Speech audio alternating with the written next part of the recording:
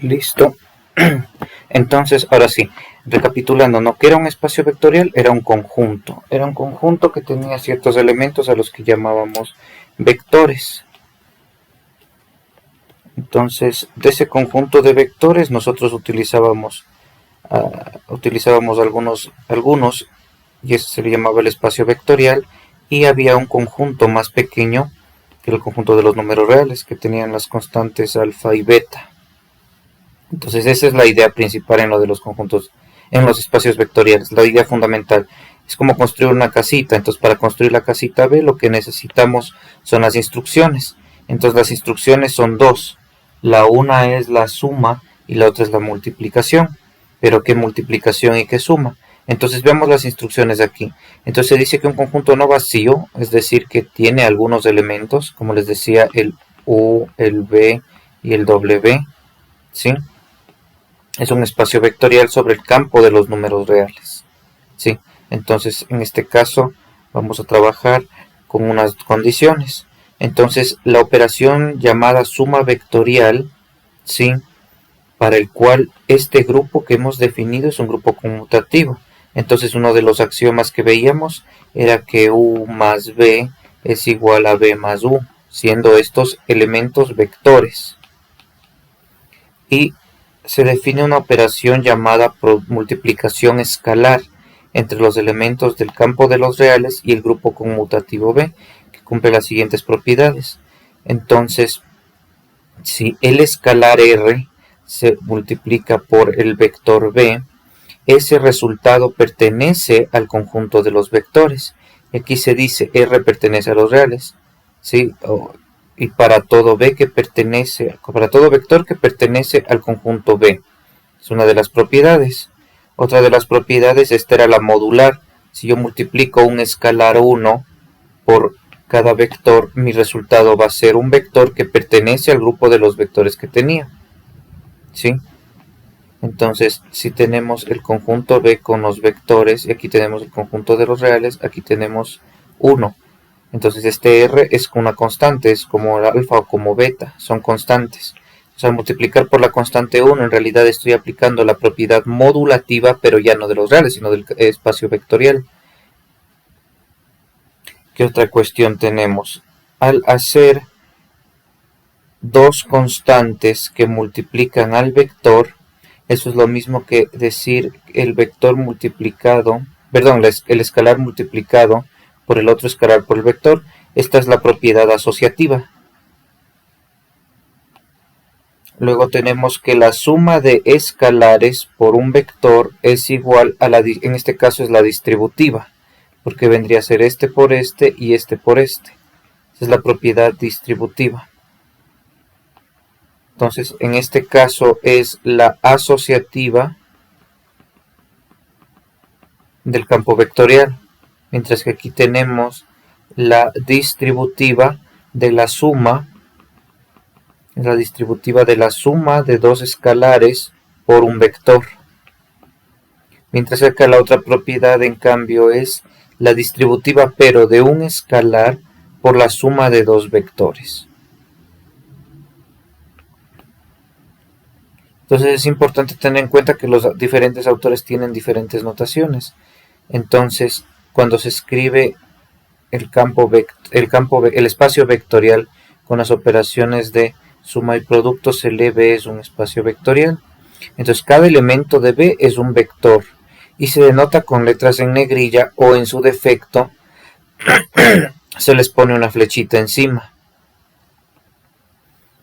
Los elementos de los reales, en cambio, se llaman escalares y se presentan con letras minúsculas. Entonces aquí es importante en la notación establecer, aquí creo que es un error tipográfico, porque estamos hablando del espacio vectorial, estamos hablando del cuerpo sobre lo que se construye y se pone las operaciones de suma y de producto. Ahí estaría completo. Entonces, en la notación se pone una convención. Se dice que para evitar confusiones en las notaciones de la adición y de la multiplicación del campo vectorial, simplemente se le quita el circulito y se escribe como suma, pero teniendo en cuenta que es una suma vectorial, ¿sí? Por ejemplo, si tuviéramos vectores de R2, como sería el 1i más 2j y el menos 2i menos 3j. Si es una suma vectorial, nosotros sabemos que sumamos elementos de i con i y elementos de j con j. Entonces, por eso es que se le pone el circulito. ¿Sí? Es para acordarse que es suma vectorial. Y para la multiplicación, la misma historia. Esta definición de multiplicación se le pone como un simple punto, para que la notación no confunda. Pero igual, ¿este qué es? Es el producto de un escalar por un vector. Mientras que si se pone así entre escalares, es una multiplicación entre escalares, que es la multiplicación que conocemos desde que estábamos en la escuela. ¿Sí? Entonces, el conjunto de matrices m por n con una suma y multiplicación escalar definidas en la unidad de matrices tiene la estructura de un campo vectorial sobre los números reales.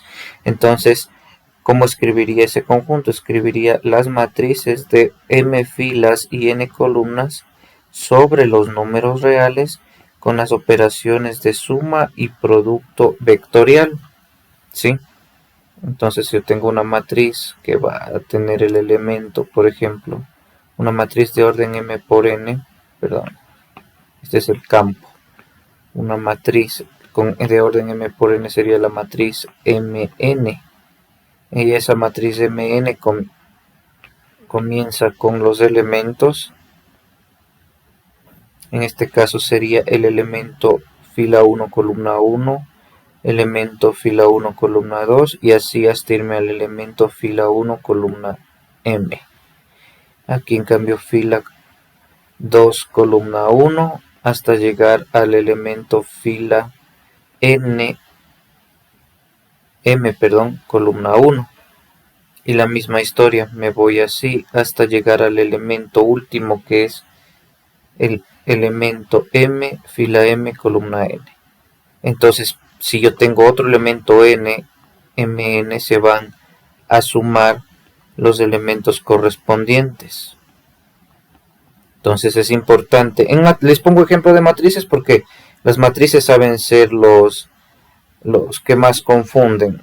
De ahí si es un polinomio es un poco más sencillo. Si son los vectores del espacio R3, R2, esos ya son más conocidos, entonces esos no dan mucha dificultad. Pero en cambio con las matrices a veces se genera una confusión. Entonces, digamos otro ejemplo, el 2. El conjunto de los vectores en el plano con la suma y multiplicación escalar definidas en, lo que hayan definido en la unidad 4. Generalmente un plano responde a la forma ax más by más cz más d igual a 0. Entonces las condiciones para formar un plano, estoy seguro que esa pi se define como el conjunto de las ternas x, y, z que pertenecen a R3 tal que ax más by más cz más d es igual a 0 y a, b, c, d son elementos de los reales. Esa debe ser la definición y es en efecto un espacio vectorial. Entonces, ¿de qué les estoy hablando aquí?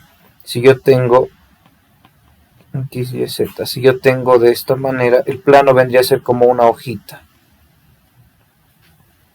¿Y por qué me da esa condición? Perdón. Es porque ese vector